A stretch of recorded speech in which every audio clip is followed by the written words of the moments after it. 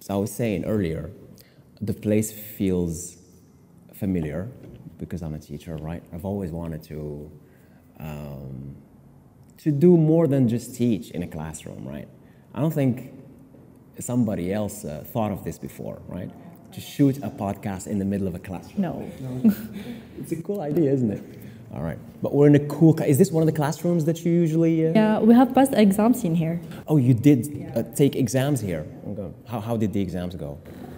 Good. Good. Yep. Yep. Nice. And you're done now?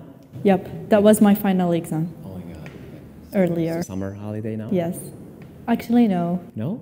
Non. Je vais commencer mon stage le lundi. Okay. And how long is it the internship? 6 semaines. Le premier stage, c'est 6 semaines. Et le deuxième, c'est 1 mois. Oh, that's cool. Donc, c'est pour l'été. All right, great. All right, just as a quick note to the audience, you've seen her code switch like this from English to French. So this is something that we've discussed before, right? And it makes perfect sense, you know? First time I saw it, I was telling you earlier, first time I saw this was a discussion between Michel Foucault, the infamous, the famous, and Chomsky, one of the living legends.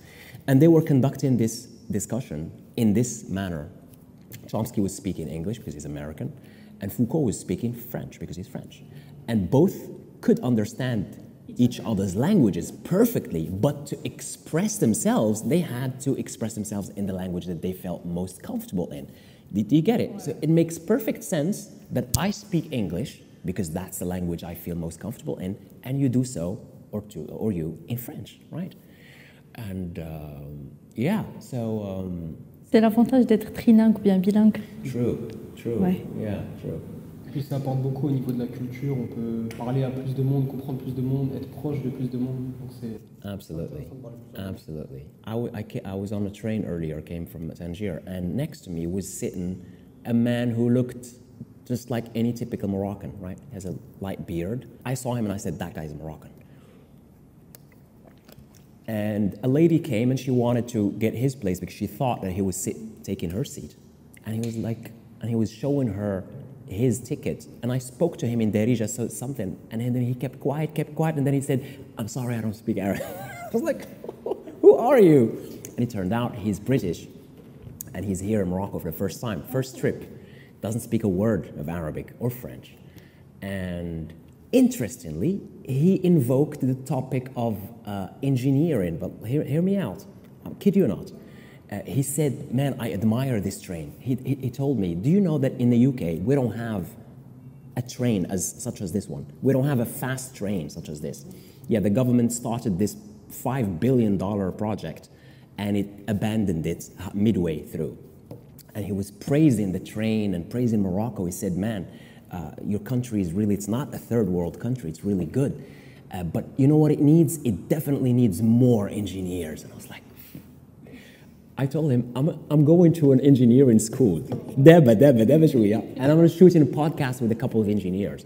So I found it weird that, you know, that he invoked the topic of engineers. But what do you think of it? Like, your future engineers, do you see the value of what an engineer is for the prosperity of a country? C'est ça en fait, la fonction principale d'un ingénieur, c'est de régler des problèmes, de trouver des solutions à des problèmes. Et donc s'il n'y a pas d'ingénieur, les problèmes persisteront et il n'y aura pas de solution. Et c'est pourquoi le métier d'ingénieur est essentiel. Et qu'on a on doit avoir des ingénieurs constamment. Il doit y en avoir partout en fait, pour régler les problèmes autant que possible. Right, true. And I mean, seeing our country, Morocco, like, you know, embarking on this journey of industry and industrialization, you know, that TGV, they mean to extend the line all the way to Marrakesh or Agadir, I heard, by 2030. So I'm sure there's a hunger for engineers that nowhere to go, right? Do you think il y en a assez? En fait, je pense que le Maroc actuellement est du coup en voie de développement et en plus, prochainement, il y a des gros événements qui arrivent au Maroc, notamment avec le foot, la CAN, la Coupe du Monde qui va être organisée en partie au Maroc. Et en fait, c'est des événements qui font qu'on a besoin d'ingénieurs, notamment dans le génie civil, parce qu'il y a des infrastructures qu'il va falloir construire. Donc il y en a assez? Non, il n'y en a jamais vraiment assez. Enfin, il faut quand même continuer de former des ingénieurs pour répondre justement à ces problèmes-là qui vont arriver dans le futur et ces constructions qu'il va falloir construire, etc. Well, I, as a teacher, I may not agree with you on the point where you said that students are, maybe it's a recent thing, maybe students are only recently starting to pick up on interest in engineering. But what I've seen myself is that there's this kind of a void between the job, the profession of an engineer, the schools, such as this one we're here. There's this gap between these schools and these streams of engineering and these kids or children who know almost nothing about the profession, you see. So there has got to be some way to bridge that gap, to let these kids and their parents know what the prospects of an engineer could be. And because when people think of engineers, traditionally, they only think of génie civil. They cannot think of an engineer in big data or in AI, or it's a far-fetched. Il n'y a pas une bonne orientation. Absolutely. Ouais, c'est ça, en fait, il faut insister sur le fait que des ingénieurs, l'avantage c'est qu'il y en a dans absolument tous les domaines. Il n'existe pas de domaine où il n'y a pas d'ingénieurs parce qu'il y a des problèmes dans tous les domaines. Et donc, comme tu l'as dit, aussi bien dans le big data que dans le génie civil, dans la santé, il y a des ingénieurs partout et derrière absolument tout, en fait. Donc, c'est important. Nice. Now, probably you've heard about the issue going on with the med students, right? Medical students, and we know like that they have an issue of brain drain. They migrate, right? As soon as they get their diplomas, they like to just escape or leave the country. Do you think that's an issue that's prevalent also in the engineering? Do you think students or student engineers in Morocco also prefer to find jobs elsewhere, to migrate to Europe, or do you think there are enough well-paying jobs in Morocco? It depends on the students. Okay. It depends on what they want to do after they finish their studies. Okay. So we cannot say is gonna be the same or not. So it depends on the students. All right. Okay. But you agree with me that there are good job opportunities out there for engineers, multinationals here in the country that are always willing 100%. to. 100%. 100%. All right. De toute façon, c'est dans les pays comme ça, en voie de développement vraiment avancé, qu'il y a le plus de travail à pourvoir. C'est-à-dire qu'il y a plein de choses à faire, plein de choses à construire, comme je l'ai dit. Donc forcément, il y a plein de travail. Et donc c'est pour ça que les gens devraient penser à rester ici, justement, pour pouvoir aider le pays à s'améliorer encore plus. Yeah, absolutely. That's what that young British gentleman I met earlier said. He was like, man, you have a jewel here of a country. And this guy, he lived all his life in the UK. He said, you have so much potential. If only you could see it as I, a foreigner, see it. And I do see it. I definitely see it. And I encourage people to go abroad if they want to, either to pursue their education or to go for job opportunities. That's not a problem at all. But at a certain point in time, you're going to have to recognize that your country needs you, right? And your country invested so much in you, and there's so much you can give back to the community. I believe in that, right? So go ahead, roam the world, tour the planets, no problem. But you owe it. Don't forget your country. You owe it to your country and to the young generations to give some of that energy back, some of that knowledge, right? Some of that wealth. You have to give back, right? I want to go back to the idea of what an engineer can do and the flexibility of. Remember that young man I was sitting next to on a train? He's a lawyer, right?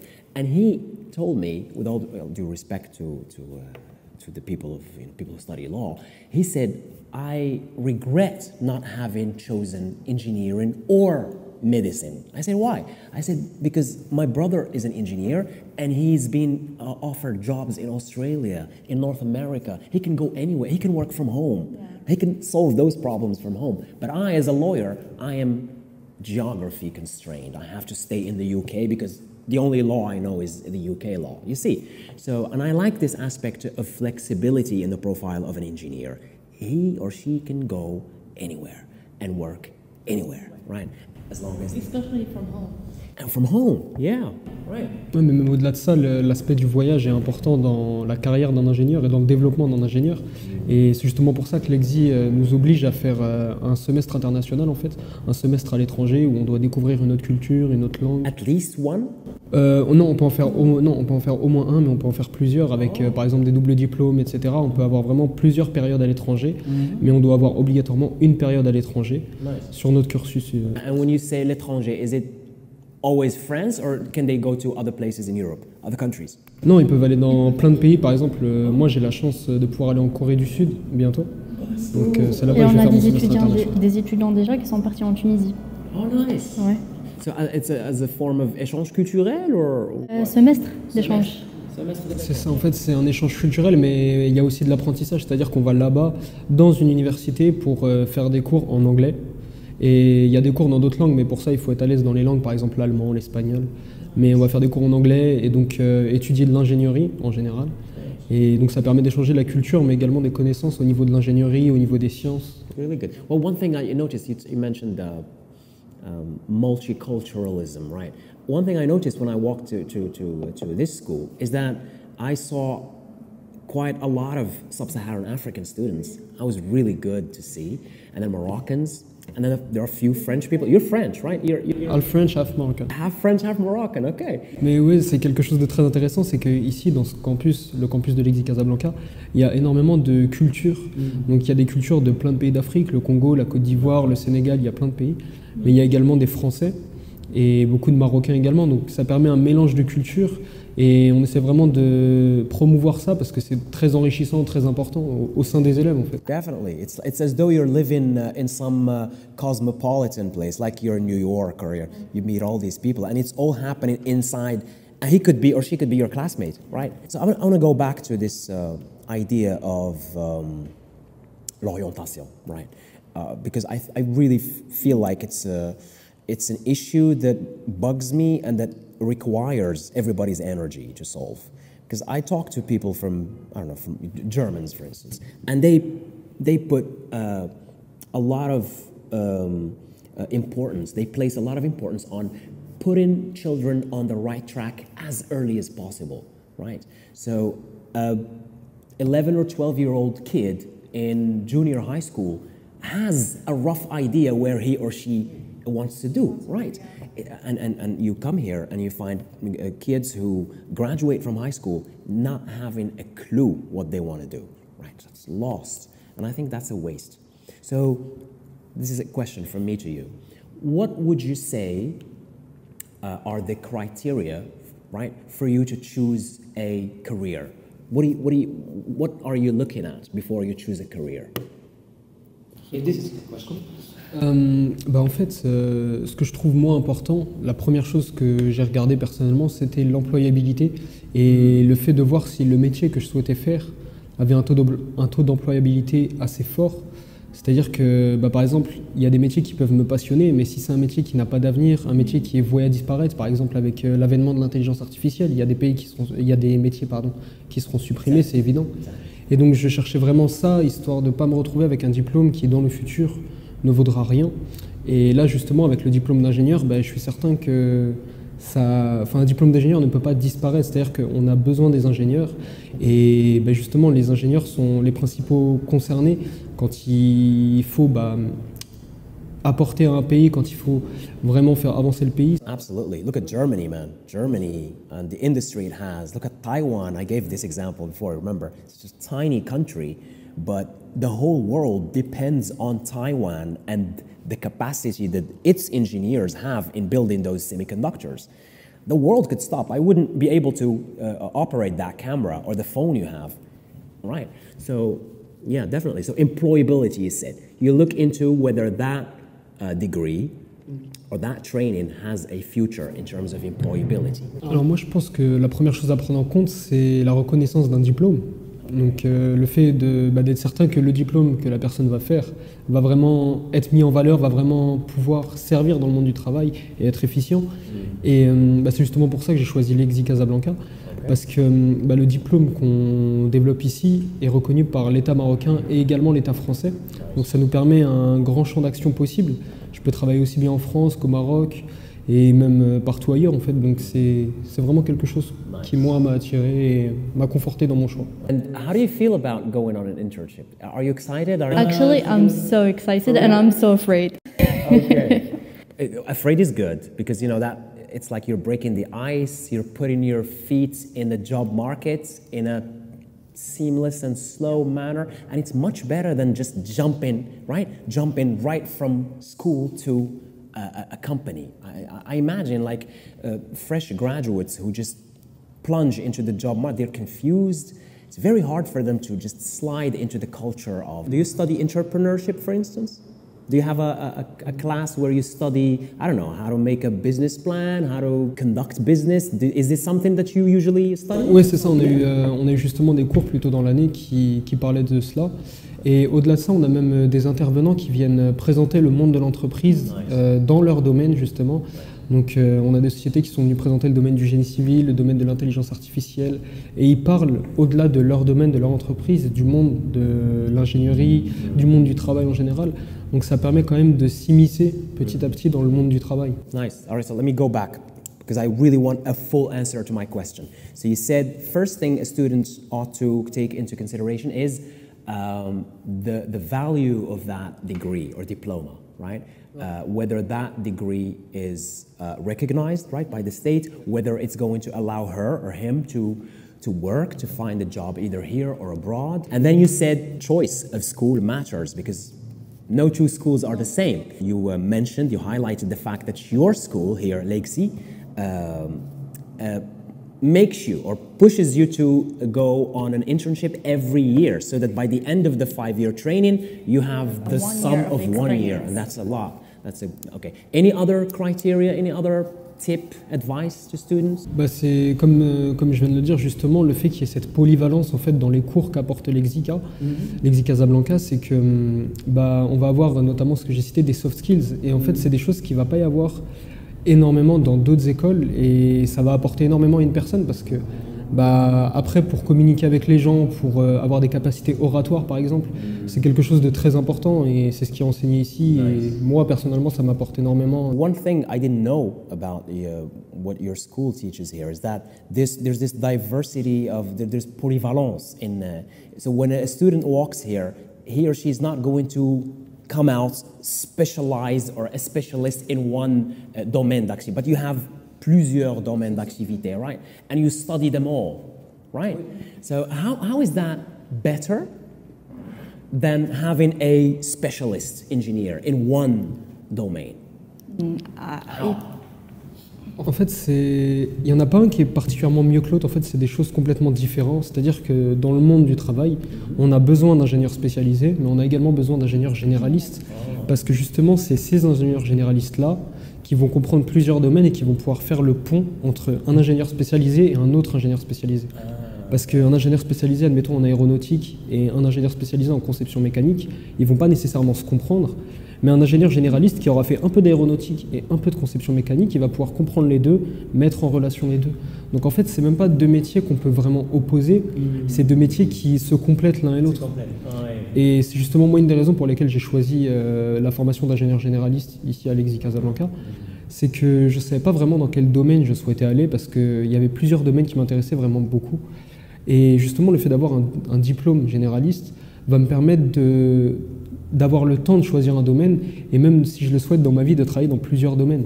Parce que si je souhaite travailler dans le génie civil, admettons, je peux le faire, mais si je souhaite travailler dans l'aéronautique ou bien le domaine naval, je peux le faire également grâce justement à ce diplôme d'ingénieur généraliste. Nice. So it kind of gives you more choice. And I imagine if you're the one who is going to coordinate between all these different specialists, that puts you in the forefront of a promotion, right? So you're more likely to be a manager or an overseer. Do you agree? That's a good thing. C'est un peu un des côtés de l'ingénieur généraliste. Et justement, ça peut faire peur, par exemple, de devoir gérer plusieurs personnes, de devoir parler à l'oral, faire des prises de parole. Mais en fait, c'est quelque chose qui va être énormément travaillé, notamment avec des projets de groupe. On a plusieurs projets. Pour les prises, chaque année. On a des soutenances, par exemple, j'ai une soutenance demain et oui, c'est ça. For real? Vraiment pas mal de soutenances, pas mal de projets. Tu peux faire une soutenance de PFA. Tu es obligé. Et donc en fait, ça permet par la suite, au fur et à mesure, d'être vraiment à l'aise à l'oral. C'est-à-dire qu'on a plusieurs élèves qui sont arrivés en première année ici, qui avaient vraiment du mal à parler à l'oral devant plusieurs personnes et qui, au bout de 2-3 ans, commencent à s'ouvrir, à prendre l'habitude grâce justement à ces multiples essais de prise de parole. True, true. It's a common thing amongst students of engineering that they're too focused on the technical work, right? They're in their faces in the computer all the time, and they have a hard time socializing and having a social life. And to find engineers of that kind who break out of those of that, you know, that enclosed space, and you find an engineer who could take the lead and speak in public is really an interesting thing. Et c'est vraiment ce côté-là qui est mis en avant par l'école, c'est le fait d'avoir des compétences techniques, mais de ne pas avoir uniquement ça, de développer aussi d'autres compétences, notamment l'apprentissage de plusieurs langues, notamment les soft skills, en fait, le fait de pouvoir aider un groupe, de pouvoir apporter à un groupe en tant que leader ou même faire un autre poste au sein du groupe, mais vraiment apporter un groupe et amener une équipe d'un point A à un point B. En citant les langues, aussi Alex Ducazan, il nous oblige d'avoir un niveau B2 B2 en anglais. En anglais. Voilà. Upon graduation. Oui. So you cannot get your degree unless you have a B2 level. B2 level is quite high. In Yeah. English and in French. In French, oui. Both. En anglais et en français. So you speak English as well. Alors, Good, man. en fait, on n'a pas le choix pour avoir notre diplôme et même pour effectuer la mobilité dont on discutait tout à l'heure. On doit justement avoir ces certifications en anglais et en français. As a teacher, one thing that I really care about when I walk into any school, or I don't know, I want to send my kid to any school, it's not just the classes, it's not the classroom, it's not the things that happen in the classroom in terms of studying, but what is it that the kids do en parallèle, right? What kind of activities do they do? Do you have any music clubs? Do they have any drama clubs? So my question to you, how is the school life here? Justement, on a le bureau des étudiants, en fait, qui a plusieurs pôles. Donc, on a le pôle sportif, on a le pôle artistique, on a le pôle humanitaire.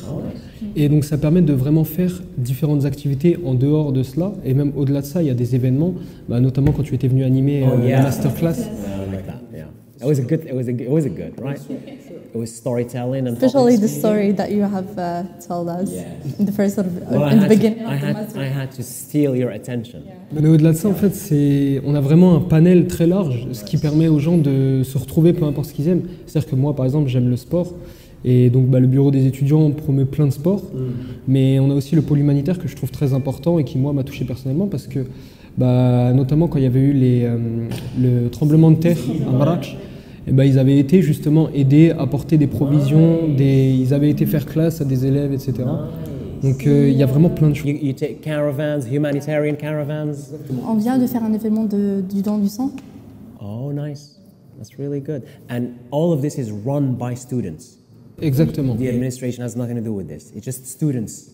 Yes, c'est juste les étudiants justement, et c'est un bureau des étudiants pour les étudiants. It's really Et interesting. donc ça permet en fait d'animer la vie de l'école, la vie interne de l'école. On vient pas à l'école juste pour faire les cours et rentrer chez nous. True. On vient à l'école, on développe des amitiés, et en fait, As a teacher, I know for a fact that you can learn just as much outside the classroom, just from those activities and interaction, as you could learn inside the classroom. And without those activities, I mean, school is really boring, man. It doesn't matter how interesting. Yeah, especially life here is not boring at all. Yeah, I'm telling you, it's not boring specifically because of those variety, that variety of activities. Well, you're lucky. Lucky you. You're French, you said. You're half French, half Moroccan. And how long have you been living here in Morocco? je suis arrivé juste depuis le mois de septembre ici, j'ai toujours vécu en France. C'est ça, All your life. toute ma vie. And before that, you've never. Si, You visited the country before? oui, j'étais venu une fois au Maroc durant le mois de février, et c'est justement ce qui m'a encouragé à revenir ici et à faire mes cours à l'Exi Casablanca. And how do you like how do you like just studying, not life? I know it's a vague question. How do you like the school atmosphere coming from France? En fait, ce que je trouve vraiment différent, c'est l'accueil. C'est-à-dire que les Marocains sont un peu réputés pour être très accueillants, et c'est vrai, ils sont très accueillants, et j'ai été très bien accueilli, en particulier à l'Exi. par les différentes personnes, que ce soit le corps professoral, les élèves. Et j'ai pu voir au maximum cette diversité. Et c'est justement ce que je cherchais, c'est pourquoi je choisis justement ce campus-là, pour avoir un maximum de diversité, connaître un maximum de cultures, rencontrer un maximum de personnes. Et tout cela m'a été apporté au maximum, et donc je suis vraiment content d'avoir fait. Especially in EXI Casablanca. Yeah, well, you know, you can imagine Casa is it's the biggest city in the country, so you imagine it's loads of things going on in C'est une here. ville très cosmopolite en fait, qui accueille des gens du monde entier. Et l'EXI Casablanca représente bien ça parce que l'EXI Casablanca accueille également des personnes de toute l'Afrique, des personnes de France, des étudiants marocains également. Donc ça représente bien au final Casablanca. Absolutely. Well, I'm hopeful. Are you hopeful? Yeah. Like for the future of the country, do you think things are advancing in the good direction? Les choses sont vraiment en train d'avancer correctement et il y a de plus en plus de grands événements qui sont faits justement ici au Maroc. C'est vraiment, le pays prend une très bonne direction. Et ça va être intéressant à voir ça dans les prochaines années et voir le Maroc dans 10 ans, ça va être, je pense que ça va être exceptionnel. Nice. Now, to address perhaps the last part of my question, and I'll end on that note, what do you think makes a good profile for an engineer? Who's a successful engineer? Ça va être la polyvalence, en fait, le fait de pouvoir gérer le côté technique de l'ingénieur, mais également les autres côtés, les côtés dont on parle un petit peu moins, le côté soft skills, le côté social, c'est ça. Et donc c'est vraiment ça qui va différencier, qui va faire qu'un ingénieur réussit. Il y a aussi le personal branding, donc ça va être le fait de pouvoir se mettre en avant sur notamment les réseaux sociaux, par exemple LinkedIn, c'est un réseau social très important parce que LinkedIn va permettre justement de se construire un vrai réseau, et avoir un vrai réseau c'est quelque chose de très important. C'est quelque chose qu'on apprend ici en fait, c'est le fait que le réseau c'est ce qui va te permettre de débuter, c'est ce qui va te permettre de pouvoir saisir des opportunités. Et c'est pour ça que nous on a souvent des étudiants qui sont déjà diplômés, qui sont parfois dans le monde du travail depuis plusieurs années, qui reviennent justement donner leur expérience, qui même discutent avec des élèves. J'ai pu même moi personnellement discuter avec des élèves d'il y a 5-6 ans. Et c'est quelque chose qui apporte énormément, en fait, le fait d'être vraiment sur les réseaux sociaux, ça apporte de la visibilité. Nice. Et donc, c'est ce qu'on apprend ici et c'est selon moi très important. Et surtout grâce à EXI Casablanca, la plupart des étudiants, la plupart des diplômés de l'école EXI, 94%, ils trouvent un boulot dès les premiers mois. Genre 3-4 mois, I'm not surprised, of course. En fait, l'EXI se concentre sur des secteurs d'activité qui sont vraiment en vogue au Maroc, c'est-à-dire qu'on a par exemple l'aéronautique, qui est un secteur d'activité, un domaine qui est en expansion au Maroc, puisque le Maroc fournit des pièces dans le monde entier, dans le secteur de l'aéronautique. On peut aussi citer le secteur automobile, qui est en pleine expansion, ou alors le génie civil. Et en fait, l'EXI va justement mettre l'accent sur ces secteurs d'activité qui ont un taux d'employabilité très fort.